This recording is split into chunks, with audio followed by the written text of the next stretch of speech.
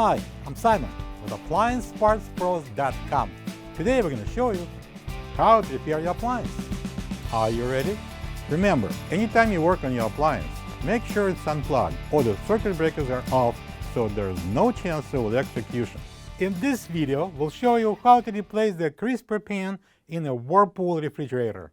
It's going to be a very easy repair. Should only take a few minutes to show you how to do it. When you open up the package, you're going to get a new crisper pan. There are two identical crisper pans used in this refrigerator. They are located at the lower portion of the fresh food section and are good for storing fruits and vegetables. The main reason to replace the crisper pan is if it's broken and won't slide back and forth. To get to the part, we need to open the fresh food door. To remove the crisper pan, we just need to pull it out.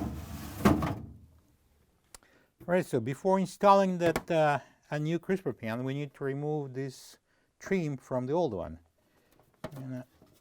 And just pull it off. If you can't do it with your fingers, then you can use like a flat blade screwdriver or a blade. This is the old crisper pan next to the new one. If you don't have this part, you can get it from AppliancePartsPros.com. Now we're going to install the trim onto the new pan.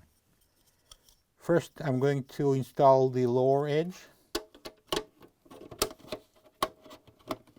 And I'm going to bring up the trim and push it down. And now we're going to slide in the new crisper pan. I'm going to put it on these rails and push it in. And now we can close the door. Plug the fridge back in and make sure it's cooling.